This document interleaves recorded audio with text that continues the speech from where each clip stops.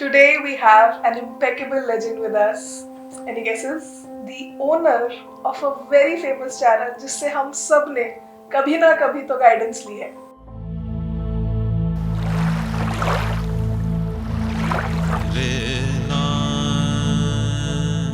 ज्ञान की ज्योति जगाते हैं हम, ताकि दौलत की चमक के आगे मेधा फीकी न पड़े. किसी एकलव्य को अर्जुन से बराबरी का मौका मिल सके, ताकि शायलॉक की दलील की धज्जियां उड़ाने वाली कई पोर्शिया पैदा हो सके. ज्ञान की ज्योति जगाते हैं हम, ताकि बाबर का बेटा हुमायूं, हुमायूं का बेटा अकबर रटते रटते उबासी न आ जाए. सूरज न सही, दिए तो जला सकते हैं हम. देश में शिक्षा का लोकतंत्र चाहते हैं हम, इसलिए ज्ञान की ज्योति जगाते हैं हम.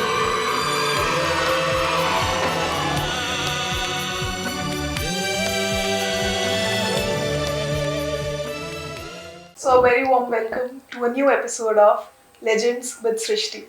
Today we have an impeccable legend with us, Mrs. Priya Jindal ma'am, the owner of a very famous channel जिससे हम सब ने कभी ना कभी तो गाइडेंस ली है. Any guesses? Delhi Knowledge Track DKT, जिससे हम सब ने कोई ना कोई एग्जाम या करियर रिलेटेड गाइडेंस की वीडियो देखी ही है. Very warm welcome. Thank you, Srishti. Thank you for joining us. And आज आपको इनवाइट करने का रीज़न ये है कि आपने जो इनिशिएटिव शुरू किया विद ज़ीरो सपोर्ट, आज आप ऑलमोस्ट 2 मिलियन सब्सक्राइबर्स के पास पहुंचने वाले हैं.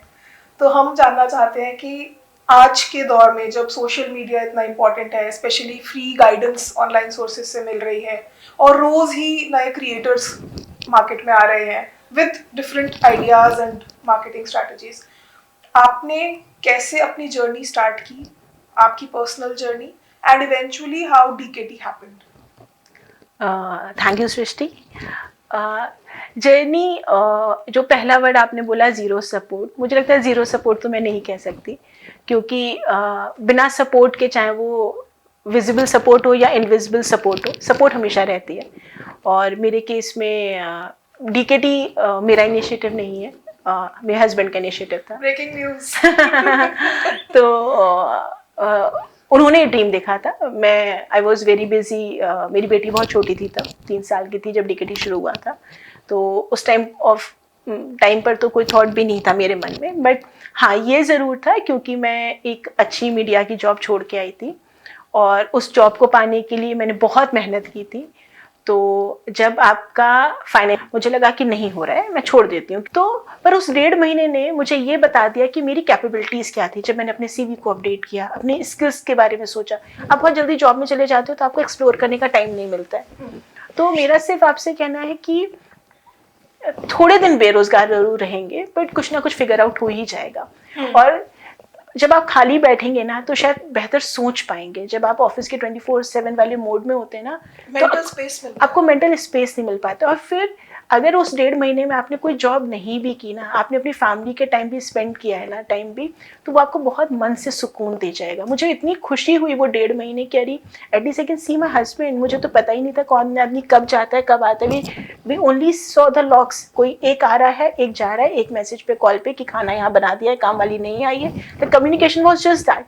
क्योंकि जब तक वो इंसान ऑफिस आ रहा था तो मेरी कैब खड़ी हुई है. फ्लैटमेट्स की तरह रह रहे थे. फ्लैटमेट्स रह रहे थे. तो मेरा सिर्फ कहना है कि फिर आप क्यों रह रहे हो साथ में ना. You have to figure it out also. It's only professional life, personal life is out of the window. तो take your time. Slow down होना भी, कोई लोग दुनिया कहते हैं स्लो डाउन नहीं होना चाहिए. स्लो डाउन भी हो जाना चाहिए. अच्छा लगेगा आपको कभी कभी. कब तक भागेंगे ना, पैर भी तो थक जाते हैं भागते भागते. जब आपने जॉब छोड़ी तो आसपास के लोगों ने, आपकी फैमिली ने रिएक्ट कैसे किया? मम्मी बहुत दुखी थी. ठीक है, और माँ का दुखी होना बनता भी था क्योंकि शायद उन्होंने मुझे उस मुकाम तक पहुंचाने के लिए बहुत मेहनत की थी। बट मम्मी ने भी मुझे उस हेल्थ क्राइसिस से गुजरते हुए देखा था 15 दिन अपोलो में। तो मम्मी का भी यही था कि बेटा नौकरी किस काम की अगर हेल्थ ही नहीं रही तो ठीक है, कुछ ना कुछ तो। और आप दूसरी बात है, जब आपने मेहनत की होती है ना कभी तो वो रंग लाएगी ही लाएगी, देर से सही पर लाएगी। ठीक है, एफर्ट्स तो आपने किए ही थे ना, और आपने जॉब भी बहुत ऑनेस्टी से की थी, तो उसमें दिक्कत नहीं आएगी। पर हाँ, थोड़ा मुश्किल था। फिर आई ज्वाइन जी को ज्वाइन कर लिया मैंने। It was a good organisation, in the sense good इसलिए भी थी क्योंकि मैंने अपने टर्म्स और कंडीशन पे ज्वाइन की थी। फर्क यहाँ पर ये था। इस time you were courageous enough to say हाँ आई। और जिस दिन मुझे एक दिन बॉस ने बोला कि अरे तुम इस टाइम क्यों निकल रही हो, तो मैंने बोला मेरे ऑफर लेटर में ये बात लिखी हुई है कि मैं 6:30 बजे ऑफिस छोड़ दूंगी। क्यों? क्योंकि मैंने ज्वाइन इस वजह से किया था क्योंकि मुझे 6:30 बजे IMT गाजियाबाद पहुंचना होता है, no matter what. And once you set your boundaries, एक दो बारी मतलब इशू होता है, उसके बाद पीपल अंडरस्टैंड कि ऑफिस में ये सिंसियरली काम कर रहे हैं, उसके बाद इन्हें परेशान मैं करना। 8 बजे ऑफिस में हूँ, 6 बजे I am out of the office. फिर वो ना वो जिंदगी में बोझ लेना छोड़ दिया कि अभी सारे लोग नहीं निकले हैं तो मैं कैसे निकल जाऊँ। सारे लोग 2-2 घंटे के टी ब्रेक्स और smoke breaks exactly lunch breaks. तो मैं बाकी लोग 10 घंटे का ब्रेक भी लेंगे, मैं 8 बजे ऑफिस आ रही हूँ, मैं 6 बजे तक अपना काम कर रही हूँ, मैंने अपना काम कंप्लीट कर दिया है। Now I am not answerable to you. मेरा कहना है कि और लोग नहीं घर जा रहे हैं इसलिए आप घर ना जाएं। ये भी हम मीडिया और जॉब्स में बहुत देखते हैं कि वो बॉस का कहीं फेवरेट ना हो जाए, कि वो तो इतनी देर काम कर रहा है। ये भी तो एक फियर फैक्टर होता है ना, प्रमोशंस पे फर्क डालते हैं। But I was very clear कि नहीं, क्योंकि IMT गाजियाबाद आपने 5 लाख की फीस दी हुई है, आप क्लास नहीं अटेंड करेंगे तो आप मतलब उसी के लिए तो आपने वो किया है ना। तो आई वाज वेरी क्लियर। और वो क्लैरिटी मैच्योरिटी के साथ आती है, वो क्लैरिटी एक्सपीरियंस से आती है। शायद उससे 3 साल पहले मुझसे कोई कहता भी तो भी मैं नहीं करती, क्योंकि तब तक आपने एक्सपीरियंस नहीं किया होता है। कई बार धक्के खा के ही समझ आता है। धक्के खा के ही समझ में आता है। और धक्के खाना इसलिए बहुत जरूरी है क्योंकि जब तक आप धक्के नहीं खाएंगे तब तक आप उस चीज की अहमियत नहीं समझेंगे। तो जब आप धक्के खा चुके हैं, आप छोड़ चुके हैं नौकरी, तो आपको उसके बाद पता चलेगा कि नहीं ये कितनी कीमती है। नहीं मिली होती तो उसकी वैल्यू नहीं होती। और मुझे ऐसा लगता है कि मेहनती इंसान जो सिंसियर है, और आप जैसे MBA कर रहे थे, मैंने भी किया है, अपग्रेड करता जा रहा है अपने आप को, वो लाइफ में कुछ ना कुछ कर ही लेगा। तो निर्भर और डेस्परेट नहीं होना है किसी नौकरी पर जो आपकी जान पर ही अगर बात आ जा रही है, या फैमिली पर ही बात है।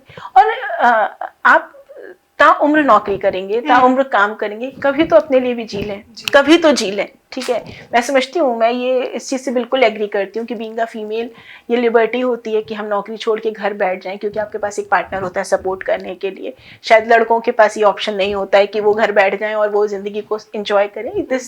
This option is only for the women in our country at least. तो मेरा सिर्फ कहना है कि अगर भगवान ने आपको ये लिबर्टी दी है एटलीस्ट कि आप घर भी बैठ सकते हैं अपने पार्टनर के ऊपर, तो इट्स अ ब्लेसिंग।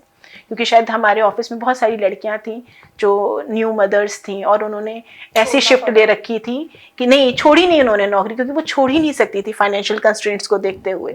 तो आप ब्लेस्ड हैं अगर आपके पास ये ऑप्शन है कि आप नौकरी छोड़ सकते हैं, तो इसको भी वैल्यू करिएगा। क्योंकि बहुत लोग हैं जो नौकरी छोड़ के घर पर बैठ के बच्चे की केयर करना चाहते हैं, पर जिंदगी उन्हें वो मौका नहीं देती। हमारे ऑफिस में एक लड़की थी, उसकी न्यूली छोटी सी बेटी थी, उसके हस्बैंड ने मॉर्निंग शिफ्ट ले रखी थी और उसने नाइट शिफ्ट ले रखी थी, इसलिए कि एक बच्चा सिर्फ 2 घंटे या 3 घंटे के लिए मेड के पास रहे। वो कहते हैं ना, किसी का नॉर्मल लाइफ या किसी का स्ट्रगल किसी की ब्लेसिंग है। हाँ, तो आप उसको वैल्यू करिएगा कि अगर आपके पास ये लिबर्टी है कि आप नौकरी छोड़ सकते हैं, तो इसमें दुख मनाने वाली भी कोई बात नहीं है। At least you have an option. Situation जैसी सिचुएशन है, तो आप ब्लेस्ड हैं कि आपके पास नौकरी छोड़ने के बाद भी आपका घर अच्छे से चल रहा पाए। तो this is one aspect of it. Ma'am, DKT channel आपने कब स्टार्ट किया और आपका पहला वायरल मोमेंट कौन सा था? वायरल तब वर्ड ही नहीं बना था, ठीक है, ये वायरल अब नया ट्रेंड है। It was not a viral kind of a thing. DKT जब आइडिया आया, DKT का आइडिया इस तरह से आया कि हमें लगा कि जैसे मैं जर्नलिस्ट बनी, तो ठीक है, मेरे से 10 लोगों ने पूछा कि जर्नलिज्म कैसे करते, मैं बता सकती थी। बट अगर मुझे बताने वाला कोई नहीं था, कोई भी नहीं था, हमारे घर में कोई दूर दूर तक उस फील्ड का नहीं था, वो रास्ता खुद निकालना पड़ा धक्के खाकर। तो वी थॉट कि ऐसे ही बहुत लोग होंगे कि जिनके घर में बताने वाले नहीं होंगे, खास करके जो लोग गांव से आते हैं, उनके घर में ना कोई इंजीनियर होगा, ना डॉक्टर होगा, ना सिविल सर्वेंट होगा, या फॉर दैट मैटर किसी प्रोफेशन में नहीं होगा। अगर वो आना चाहता है तो वो कैसे आएगा, उसे रास्ता कौन बताएगा? और अगर एक बार किसी ने गलत इन्फॉर्मेशन दे दी तो जिंदगी के 5-6 साल तो खराब होंगे। तो we started DKT with a mission की democratisation of knowledge, that was our core term, कि जो नॉलेज केवल IITs या IIMs में ही है, वो नॉलेज आम आदमी तक पहुंच जाए ताकि वो भी रास्ता बना पाए। तो अगर मैं पर्सनली 10 लोगों को जानती हूँ और उन्हें गाइड कर पा रही हूँ, तो वीडियो के थ्रू और 100 लोगों पे वो बात आ जाएगी। तो we started with a conscious decision कि it will be a platform which will provide you an alternate career choice. आप किसी भी प्रोफेशन में जाना चाहते हो, वी विल ट्राई। और ये हम इसलिए शायद कर पाए क्योंकि हमारी बैकग्राउंड मीडिया से थी। हम काफ़ी लोगों को डिफरेंट फील्ड्स के जानते हैं इस बैकग्राउंड की वजह से, जो शायद आम आदमी नहीं जान पाता होगा। तो that was in one advantage we had. We have lot of good friends in the industry who supported us. 2016 में आपने स्टार्ट किया तो विद 3 वीडियोस। 3 वीडियोस आपको याद है कौन सी थी? एक अर्तिका शुक्ला था, एक UPSC था, एक राष्ट्रपति के डॉक्टर कैसे बनते हैं हमारे देश में, प्रेसिडेंट ऑफ इंडिया का डॉक्टर कैसे बने। डॉक्टर तो आप भी हो, पर प्रेसिडेंट ऑफ इंडिया का डॉक्टर बनने के लिए क्या क्वालिफिकेशन चाहिए? अच्छा, कि you treat only the president of India. अच्छा, ये आपका पहला वीडियो था। ये तो बहुत ही अतरंगी सा है। You know somebody? हाँ, एक फ्रेंड ने सजेस्ट किया था कि उनके एक फ्रेंड हैं कि MBBS क्यों करनी है, सीधा प्रेसिडेंट। हाँ, अब आप MBBS बन गए, पर राष्ट्रपति का भी कोई डॉक्टर होगा ना, वो कैसे बनोगे? डॉक्टर बनना है तो राष्ट्रपति का डॉक्टर, तो वो पता तो होना उस रास्ते पे जाने के लिए। तो एक वो भी किसी फ्रेंड ने सजेस्ट किया था। अर्तिका शुक्ला बनारस की थी, बनारस के एक फ्रेंड थे, उन्होंने बोला मेरे दोस्त की बेटी, मतलब देयर वाज नो कोई बैठ के कोई प्लानिंग नहीं हुई। उन्होंने बोला मेरे दोस्त की बेटी का 4th रैंक आया है, कर लो ना वीडियो, अच्छा बोलती है। तो हमने बोला कर देते हैं, तो उनका कर लिया। ऐसे ही उन्होंने फ्रेंड ने कहा वो कर लेते हैं, तो वी स्टार्टेड विद 3 वीडियोस। हाँ जी, तो मैम आपने अपनी फर्स्ट 3 वीडियोस का बताया 2016, मतलब एक दशक पहले। हाँ, विजयदशमी के दिन, इट वाज विजयदशमी के दिन, इट वाज विजयदशमी। तो it was a conscious decision कि विजयदशमी के दिन हम करेंगे। तो वो हुआ आपका फाइनली। हाँ, मुझे जीरो, अभी देखो अभी आपके हैं ऑलमोस्ट 1.64 मिलियन सब्सक्राइबर्स, है ना, 16 लाख सब्सक्राइबर्स। जीरो से 16 लाख पे कोई इंसान कैसे जाता है? वो जर्नी कैसी रहती है? मुझे लगता है कि अगर आप आज के करंट ट्रेंड पे देखें तो आप इसे स्लो ही कहोगे। 10 years and still not 2 lakh. And मतलब ये मैं बहुत रियलिटी पिक्चर दिखा रही हूँ, मैं इसको बहुत कोई कहे कि बहुत बड़ा नंबर है, मेरे ख्याल से अगर आप 16 लाख तो मैम बहुत ज्यादा है ना, और एकदम नीश चैनल है, हाँ, से रिलेटेड है, ऐसा हाँ, नहीं बस कोई हाँ, एग्जैक्टली। इसीलिए ग्रोथ, अगर कोई कहे, मुझसे पूछे तो कोई कहेगा कि मैं कहूँगी ग्रोथ स्लो है। उसके पीछे रीजंस हैं, बहुत बड़े रीजंस ये हैं कि आप ये कह सकते हैं कि हमने टाइम के साथ अपने को बदला इस सेंस में नहीं कि अब हम ये नहीं दिखा सकते कि ये रात भर बैठ के फोड़ के बना IAS, है ना, एक रात में बना IPS, नहीं हो सकता। इट्स नॉट, कोई सेंसेशनलिज्म हम नहीं करते तो आपको हमारे चैनल पे सिर्फ और सिर्फ पढ़ने वाला बच्चा आएगा, ये बहुत रियलिटी है। अब वो पढ़ने वाले बच्चे का क्राउड भी कम हुआ है क्योंकि everyone has switch to reels, seriousness कम हुई है। जब हमने स्टार्ट किया था उस समय यूट्यूब बहुत नया था, now there are multiple platforms, ठीक है। हमने उस केस में अपनी USP अगर आज भी बनाए रखी है तो हमने इस तरह बनाए रखी है कि credibility, that is our something which is very core to us. हम उस पर कोई कंप्रोमाइज़ नहीं करते। आप कोई भी DKT का वीडियो ले लीजिए, इवन आप 2016 का भी वीडियो ले लेंगे, आपको एकदम ऐसा नहीं लगेगा अरे क्या ख़राब क्वालिटी है। तो उन चीज़ों को मेंटेन करने के लिए takes a lot of efforts, ठीक है। हाँ, जब 10,000 सब्सक्राइबर हुआ था तब लगा था हाँ अरे 10,000 हुआ है। आई स्टिल रिमेंबर वो 10,000 वाला दिन, आई थिंक 2017 या 17 में ही हुआ था, I think, I still don't remember exactly, पर वो 10,000 वाला दिन मुझे याद है क्योंकि उस दिन मुझे IIT दिल्ली में एक वुमेन एंटरप्रेन्योरशिप का एक प्रोग्राम था, उसके लिए मुझे सिलेक्ट किया गया था और उसकी पिच में मुझे नंबर पूछा गया था and that day it was 10,000, तो I said 10,000 followers I have. तो उस दिन मुझे IIT बोला था ओह 10,000 सच अ बिग फिगर। तो पर उन्होंने भी मतलब मैं आपको ये बता रही हूँ कि IIT दिल्ली में भी सिलेक्शन होना उस 30 लोगों में बड़ी बात थी, ठीक है। आपके सामने जब बड़े बड़े इंडिया के मेंटर्स हो, उनके सामने आपको 2 मिनट के अंदर पिच देनी हो और फाइनल सिलेक्शन लेना हो, it was a big achievement, it's a learning experience also. तो धीरे धीरे हुआ, बट अगर मैं कहूँ कि someone who helped me in our UPSC journey was Varjeet Walia. वर्जीत Walia, if I remember correctly, I think 2017 या 18 के टॉपर ने, रैंक 23 आई थी वर्जीत वालिया की, and he mailed us. That was the first mail we received.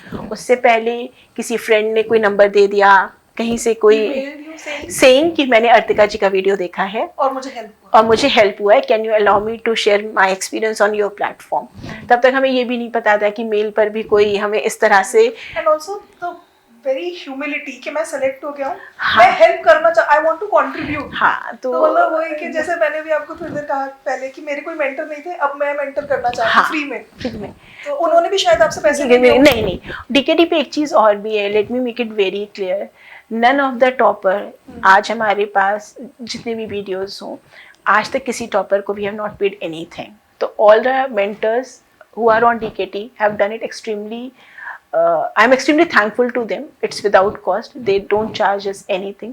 वो शायद कोचिंग्स में या बाकी जगह उनको फाइनेंशियल इंसेंटिव्स मिलते होंगे, but on DKT it's completely free of cost. तो अगर आज डीकेटी मेरी मेहनत है, तो उन मेंटर्स की भी मेहनत है, जिन्होंने अपने रिजल्ट वाले दिन, उस दिन उनके पास 100 लोग लाइन में खड़े होते हैं इंटरव्यू करने के लिए. जब आप उस दिन उनका इंटरव्यू करते हैं और आप बिना पैसे के उनसे वक्त मांगते हैं ना, वो आपका वक्त उठा के आपको 1-1 घंटे का वीडियो देते हैं, तो वो हम्बलनेस नहीं ख़त्म होनी चाहिए हमारे अंदर कभी भी कि आज हम जो हैं वो उनकी वजह से हैं. हम एडिटिंग अच्छी कर सकते हैं, पर अल्टीमेटली कंटेंट उन्होंने डिलीवर किया है. तो जब इस लेवल पर आप पहुंच जाते हैं कि 16-17 लाख आपके सब्सक्राइबर्स हैं, मतलब आपका रीच है, टॉपर्स आपके चैनल पे आ रहे हैं, तो फाइनेंशियल टेम्पटेशंस होती होंगी ना, जो दूसरे लोग चाह रहे हैं कि आपके ऊपर पेड एडवर्टाइजमेंट और ये सब करना चाहे, या आपसे कुछ बुलवाना चाहे, या आपके टॉपर से कुछ बुलवाना चाहे, वो कैसे आप रेजिस्ट करते हैं? रेजिस्ट की बात ही नहीं है. आपने एक लाइन ड्रॉ कर दी है. लाइन ड्रॉ है कि हम किसी टॉपर को कुछ पे नहीं करेंगे, ठीक है. अब मानिए किसी टॉपर ने आपसे कहा कि भाई मुझे कोई चैनल इतना पे कर रहा है, वाई? तो we have a simple word, sorry sir. और अगर कोई कोचिंग पे करना चाहे आप, कोचिंग हमें पे कर सकती है. हम आप डीकेटी पे एड्स देखते हैं, चाहे वाजीराम हो, चाहे स्लीपी हो, बहुत सारे कोचिंग्स के आप ऐड देखते हैं. Those are neutral ads. Neutral ad meaning आप जब टीवी पे केबीसी देख रहे हैं तो लक्स का भी ऐड आ रहा है, सोनी का भी ऐड आ रहा है. आपको कोई ये नहीं कह रहा है ना टॉपर की आप ये खरीदिए. पर फिर कोचिंग आपको पेमेंट क्यों कर रहा है जब आप न्यूट्रलिटी के लिए, न्यूट्रलिटी के लिए, ऑनेस्टी के लिए. आप अगर मैं ये, अब आप देखो ना जो एक्शन हुआ है कोचिंग्स पर फेक रिजल्ट्स का, इसी वजह से तो हुआ ना.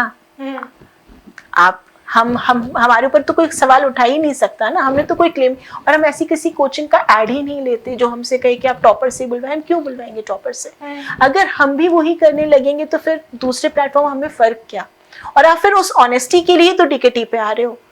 आपको अगर रैंक में शक्ति दुबे ने 10 चैनल्स का नाम बताया तो आपने उन पे बिलीव किया ना, क्योंकि आपको पता है कि वो डीकेटी पे सच ही बोल रही होंगी. सच तो उन्होंने सब जगह बोला होगा, बट वो आपके मन में वो डाउट नहीं आया होगा, क्योंकि वो 1 नहीं 10 का नाम बता रही है. वो ये केवल नहीं कह रही मैंने इसी चैनल से पढ़ाई की. मानिए अगर वो पेड वीडियो होता, अगर मैंने किसी से कोलैबोरेशन लिया होता, तो मैं सारे नाम काट देती. मैं किसी और का नाम क्यों जाने दूंगी?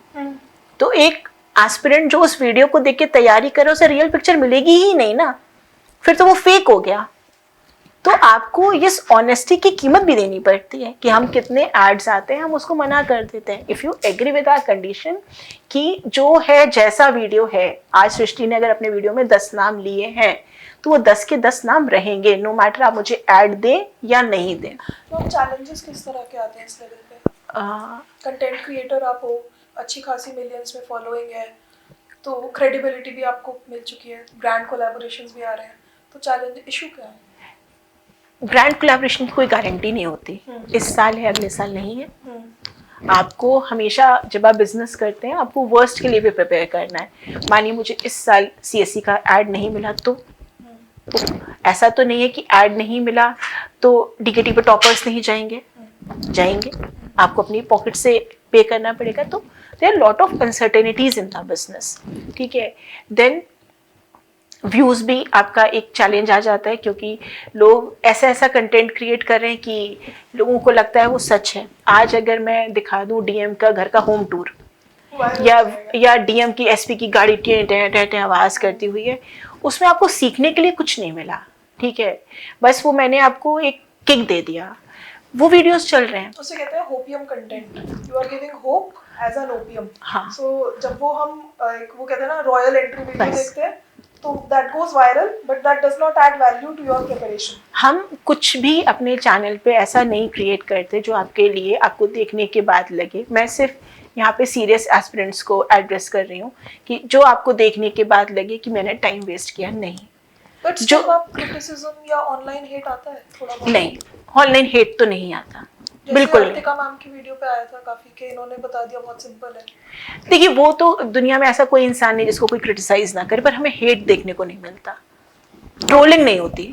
नहीं हम और क्रिटिसिज्म किसी तरह का? क्रिटिसिज्म की जरूर इसने पैसा लिया होगा। अब जैसे रैंक 1 ने 10 नाम लिए, आपने वीडियो देखा, उसने 10 नाम लिए, लोगों ने कमेंट करना शुरू कर दिया, अरे इसको तो इसने पैसा दिया है। वहां पे हमें लिखना पड़ा कि आप वी क्लैरिफाइड कि बिफोर ट्रोलिंग समवन, आपको दिख नहीं रहा है कि वो लड़की 2 घंटे वहां बैठ के, कौन रैंक 1 होगा जो रिजल्ट के 3 दिन बाद आपको 2 घंटे का वीडियो देगा?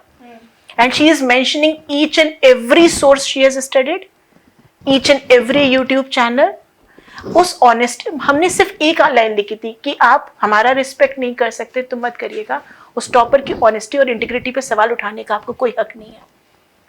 आप 1 सेकंड बिना लगाए किसी को ट्रोल कर देते हो, बिना देखे कि वो कैसा इंसान है। उसने 2 घंटे का आपको वीडियो दिया है, आपके 100 डाउट्स को उसने क्लियर किया है। वो फिर ये भी कह रही है कि मैं 1 हफ्ते के बाद आपको डिटेल में PSIR की स्ट्रैटेजी बताऊंगी। मैम आज के जो कंटेंट क्रिएटर्स हैं, जो यंग एंटरप्रेन्योर्स हैं, उनको आप क्या एडवाइस देना चाहेंगे? मुझे लगता है कि हम कंटेंट क्रिएशन के नाम पे ना कुछ भी बना रहे हैं। मतलब वो सबका अपना डिसीजन है कि वो क्या बनाना चाहता है। शायद हम ऐसा कुछ नहीं बनाना चाहते जिसको देख कर किसी का टाइम वेस्ट हो। दूसरी बात है कि अगर मेरे एक वीडियो से या फॉर दैट मैटर एक रील से भी कुछ किसी ने, जैसे आपने कहा था अपने वीडियो में कि मैंने फीड को इस तरह से कर लिया था कि मुझे कुछ सीखने को मिल रहा था, मैंने न्यूज़ इनकॉर्पोरेट कर लिया था। ठीक है, अगर आप DKT की रील्स भी स्क्रॉल करेंगे ना तो आई एम श्योर आप ये नहीं कहोगे कि आपका टाइम वेस्ट हुआ। टॉपर हमने कोई उसमें चीज़ों को उस तरह से नहीं किया, हमने टॉपर की वीडियो के ही पार्ट्स काटे। जैसे GS1 की मेरी बुक लिस्ट, मैंने ये गलती की।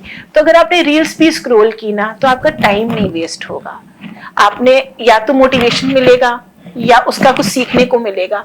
तो जैसे कि how to create a value in the system. मतलब अगर कंटेंट क्रिएटर बनना है तो रैंडम वायरल मोमेंट्स के पीछे भागने की बजाय कुछ ऐसा कंटेंट बनाइए जिससे सामने वाले को या आपके व्यूअर को कुछ वैल्यू मिले, कुछ सीखने को मिले या इम्प्रूवमेंट हो उनका। हाँ, आज से कितनी देर किसको याद रहेगा कि वायरल मोमेंट था, वायरल हुआ खत्म हो गया। बट जब वो लाइफ लॉन्ग स्टे रहेगा ना आपका, तो आपका अगर आपने अच्छा कंटेंट बनाया है ना तो वो 10 साल बाद भी आउट ऑफ डेट नहीं होगा। आज अगर किसी ने, आपने जैसे कहा था कि आपने अर्तिका जी का वीडियो देखा था तैयारी करते हैं, उसी से तैयारी शुरू की। आज 10 साल बाद भी कोई अर्तिका शुक्ला का वीडियो देखेगा तो कुछ ना कुछ सीख के ही जाएगा। मुझे अनु मैम की वीडियो से हेल्प मिला था। अनु कुमारी मैम की कहानी अपने आप में ऐसी इंस्पिरेशनल कहानी थी कि एक माँ की कहानी जिसने बच्चे को अलग रखा। और मैं वो वीडियो खुद इंटरव्यू करने गई थी और मुझे उसका शायद एक एक शब्द याद होगा। तो ऐसा नहीं है कि सबसे अच्छी बात जो होती है जब आप अच्छा कंटेंट क्रिएट करते हैं ना, कि औरों के लिए नहीं, आप खुद के लिए भी एक बहुत लर्निंग प्रोसेस उसका होता है। आज अगर मैं 100 वीडियो प्रीव्यू कर रही हूँ तो उन 100 वीडियो से मुझे भी कुछ सीखने को मिला। अगर मैंने 10 मोटिवेशनल स्टोरीज डाली, जैसे चाहे अन्नू मैम की हो, चाहे विजय सिंह गुज्जर सर की हो, उन कहानीज ने मेरे जीवन में भी बहुत असर डाला। तो मेरा कहना है जब आप खुद अच्छा काम करेंगे उसका कंज्यूमर भी आप हो, तो आप एज अ क्रिएटर आप इवॉल्व होते जाते हो इनटू अ बेटर पर्सन। तो मेरा सिर्फ आपसे कहना है, देन अगर आप अच्छा कंटेंट बनाते हैं ना, तो जब आप किसी के पास जाते हैं, हम कहीं पैसा नहीं देते, तो अगर आज मैं किसी से रीच आउट करती हूँ ना, तो मेरे पास मेरा डेमो, मेरा प्रोडक्ट है, मेरा कंटेंट है। अगर आज मैं किसी DM को या किसी सीनियर IPS को कांटेक्ट करती हूँ, वो मुझे नहीं जानता, बहुत लोग नहीं जानते होंगे, शायद यंगस्टर्स जानते होंगे जो अभी UPSC की तैयारी में होंगे, पर आज से जो 10 साल पुराने IAS या IPS हैं या सीनियर ऑफिसर्स हैं, हमें नहीं जानते होंगे। आप उनको कैसे कन्विंस करोगे? तो उसके लिए आपका बेस वो कंटेंट है कि सर आप देख लीजिए। और जब आप अपना कंटेंट करते हो ना तो कहेंगे वाओ, हाँ मैं भी वीडियो के लिए तैयार हूँ। तो वो उनका हाँ कहना मुझे अपने आप में बहुत खुशी देता है कि मैं उन्हें ये कन्विंस कर पाई कि आप मेरे प्लेटफॉर्म पे आएंगे तो निराश नहीं होंगे। तो फिर अगर मान लीजिए एक 20 से 30 की उम्र का व्यक्ति है, भारत में है, कैमरा है, फ़ोन है उनके पास, नॉर्मल फ़ोन भी है, इंटरनेट कनेक्शन है बेसिक, और उनको अपनी कंटेंट क्रिएशन की करियर की जर्नी शुरू करनी है, चाहे फुल टाइम चाहे एज अ साइड हसल। कुछ 5, चलिए आप 5 ऐसे टॉपिक्स या फील्ड बताइए आपके 10 साल के एक्सपीरियंस में जो आपने देखा है, जो आपको लगता है अगर आज इस पे वीडियो बनाएंगे तो एटलीस्ट थोड़ी तो चलेगी। ऐसे 5 टॉपिक्स। देखिए अभी भी वो डीएम का चार्म और वो गाड़ी वाला चार्म ना खत्म नहीं हुआ है। मुझे लगता है कोई भी बना दे, still people love to watch this. लवासना के वीडियोस। यूपीएससी के बाहर भी बताइए मैम आप थोड़ा। यूपीएससी के बाहर अगर मैं बात करूँ ना तो मुझे लगता है ट्रैवल आजकल लोग काफी देखना चाहते हैं। ट्रैवल ब्लॉग्स, ठीक है, आपको बजट होटल्स, बजट वाली चीजें। दूसरा मुझे लगता है फूड कभी फूड वो नहीं होता। फूड इज चाहे होटल का हो चाहे स्ट्रीट फूड हो, फूड हमारे देश में कभी वो नहीं होगा। मुझे दूसरा चीज लगती है कि अगर हम कुछ यूनिक कॉन्सेप्ट्स पे काम करें, जैसे यूनिक इन द सेंस कि जैसे हमने किया था, बाद में उसको हम उतना पैशनेटली नहीं कर पाए। उसके रीजंस भी ये थे कि आपको कहीं ना कहीं आफ्टर अ टाइम एक यूएसपी बनाना पड़ता है। अगर हम वो यूएसपी नहीं बनाते तो शायद हम यूपीएससी नहीं अच्छा कर पाते। हम सब कुछ करने के चक्कर में कुछ ना कुछ छूट जाएगा, तो आपको कहीं ना कहीं वो निश बनाना पड़ जाता है। फील्ड चुने और उसमें अभी भी ऐसा नहीं है कि डीकेटी पे हम बाकी एग्जाम्स नहीं कवर करते, हम सारे एग्जाम्स कवर करते हैं, टॉप एग्जाम्स में बहुत। बट यूपीएससी का क्राउड बहुत है। ऐसा नहीं है कि इंजीनियरिंग का भीड़ नहीं है, बट लोग हमें थोड़ा यूपीएससी एसोसिएट करने लग गए। तो आपने कहा एक तो जो ये वायरल एंट्री या डीएम हाउस की वीडियो, लवासना की वीडियो हो गई, फूड व्लॉग्स, ट्रैवल व्लॉग्स, कुछ यूनिक अपना एक नीश अगर आपको लगता है। मोटिवेशनल वीडियोस का हमारे देश में मुझे लगता है बहुत स्कोप है। अभी भी मुझे नहीं लगता। मुझे लगता है स्टिल संदीप माहेश्वरी जी का समय था। नहीं, मुझे लगता है still honest topper stories attract lot of viewers. मैं उसका एग्जांपल मैं अभी आपको जैसे बात कर रही थी सीएससी 2024 के रैंक 413 विवेक यादव थे। उनकी स्टोरी बहुत मोटिवेशनल थी कि कैसे उस इंसान ने 4-5 साल यूपीएससी को दिए, कोई ऐसा एग्जाम नहीं जिसमें वो फेल नहीं हुआ। went empty handed to his hometown again। फिर वो बेचारा मेहनत करके आता है और बनता है। वो कहानी जब आप सुनेंगे तो आपको अपनी स्ट्रगल स्टोरी उसमें दिखाई देगी कि मैम अभी थोड़ी देर पहले हम बात कर रहे थे कि मैंने ये एसएससी, पीएफओ ये सब क्लियर किया, लेकिन उससे पहले फेल भी तो किया। हाँ, और उन्होंने तो सारे एग्जाम, वो क्लर्क के एग्जाम में भी फेल हुए थे। जब वो इंसान क्लर्क के एग्जाम में फेल हो जाता है ना तो उसको फिर लोग कहते हैं तुम यूपीएससी दे रहे हो, तुम क्लर्क पूरा। तो मुझे लगता है कि वो कहानियां कभी भी मतलब चाहे कोई वीडियो बनाए, अगर वो ऑनेस्ट टॉपर की सच्ची स्ट्रगल स्टोरी है, that can still inspire millions. और सिर्फ यूपीएससी टॉपर क्यों, किसी ने सिंगिंग में करियर बना लिया, किसी ने स्पोर्ट्स में कर लिया, किसी ने अपने अभी जो एक फैशन डिजाइनर हैं जिन्होंने अभी वो कैन्स में भी अच्छा वो एन से नाम था, एन से नाम था, उन्होंने खुद ही अपनी ड्रेसेस सिल की। तो मेरा कहना है कि ऑनेस्टी ऑलवेज अट्रैक्ट व्यूअर्स। वो ऑनेस्टी, सच्चाई से हम इंसान से कनेक्ट कर पाते हैं। हाँ, आप किसी टॉपर को जब देखेंगे ना, आप पहली नजर में पहचान जाएंगे कि वो कितना ऑनेस्टली अपने थॉट्स को पुट फॉरवर्ड कर रहे हैं। तो मेरा सिर्फ कहना है आप कोई भी कंटेंट बनाइए, अगर आपने उसके पीछे मेहनत की है, वो सिर्फ एक सेंसेशन के लिए नहीं है। सेंसेशन क्रिएट होगा, व्यूज मिल जाएंगे, सब कुछ मिल जाएगा, बट आप लॉन्ग रन में सस्टेन नहीं कर पाएंगे। लॉन्ग रन के लिए आपको अपने काम में ऑनेस्टी चाहिए। ग्रोथ बिल्कुल स्लो हो सकती है हमारी तरह, मैं तो कह बहुत ही स्लो आप कह सकते हैं हमें, बट मुझे ये तसल्ली है कि slow and steady wins the race. कह सकते हैं रेस, मुझे नहीं पता जीते हैं नहीं जीते हैं वो मुझे नहीं पता, but I am still trying very hard, balancing all the things. मेरी बेटी भी है 10th क्लास में, I have family to look after.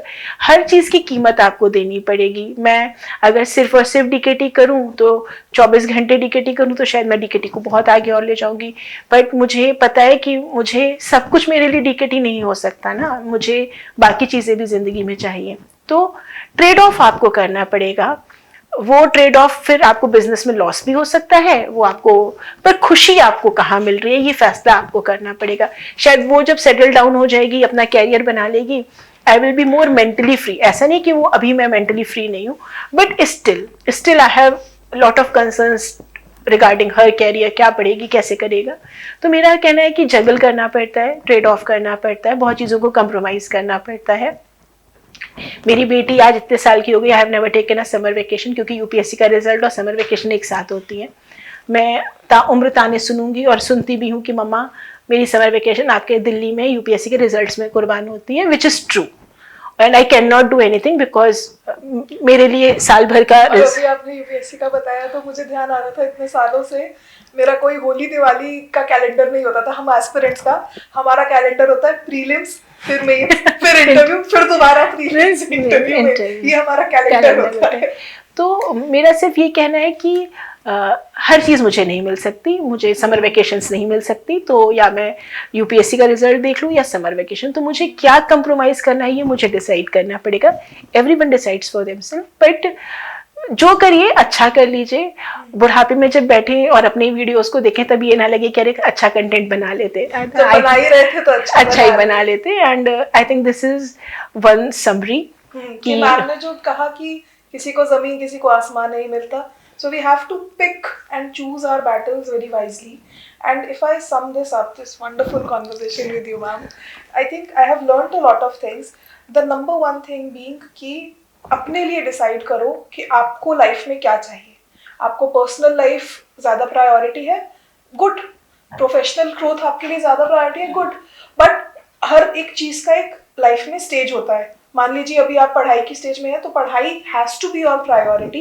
Friends, parties, hangouts can be secondary. Number 2, job के साथ मैनेज करना या फिर जॉब छोड़ के मैनेज करना.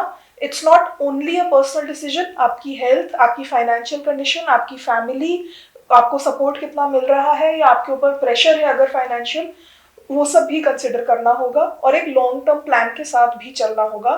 हैविंग सेड दैट, कई बार हिम्मत वाला कदम लेना पड़ता है.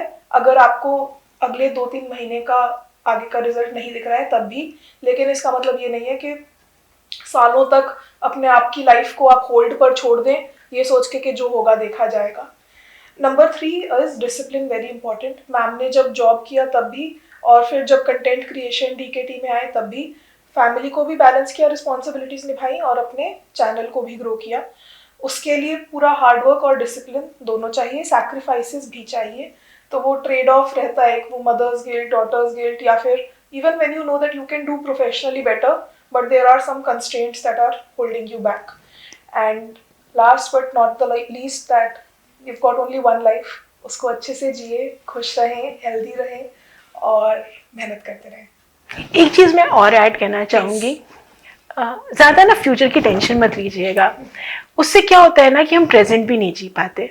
ठीक है, आप आज take one day at a time. आज का दिन अच्छा चला या ना, कल का कल देखेंगे. पता भी नहीं ना हम कल हो भी ना हो, जिसका हम कल टेंशन पाल के बैठे.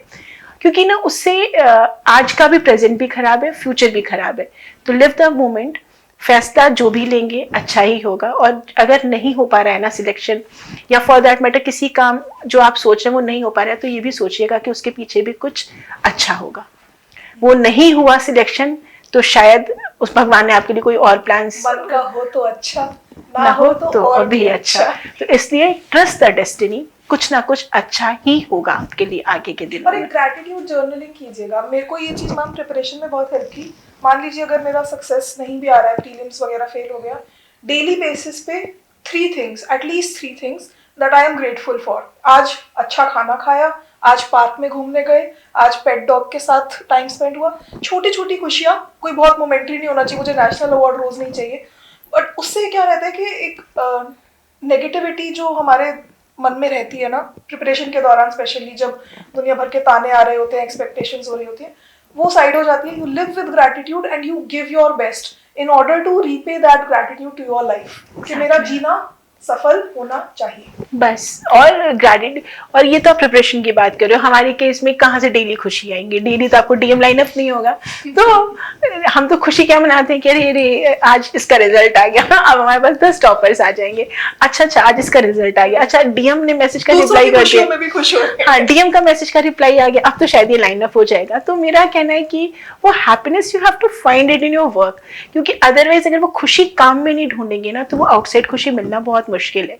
तो आप जिस भी काम में करें, कंटेंट क्रिएशन कर रहे हैं, यूपीएससी कर रहे हैं, कोई एग्जाम दे रहे हैं, खुशी के पल जरूर निकालिए। और आपकी पर्सनल वाइब्स जो होती है ना, जब आप खुश रहते हो, आपके आसपास का जो माहौल होता है ना वो भी खुश रहता है। आज मैं दुखी आत्मा बन जाऊंगी ना तो मेरे घर के 4 लोग और जो मुझे देखेंगे वो भी दुखी आत्मा बन जाएंगे।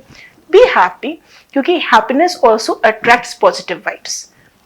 तो please take care of yourself. And we end with Kabir ji का दोहा, कुंदन कुंडल बसे मृग ढूंढे वन माही, जो घटी घटी राम है दुनिया जानत नाही। Thank you so much, and we'll see you again with another episode of Legends with Srishti. This was Priya Jindal ma'am from Delhi Knowledge Track. Thank you so much. Thank you.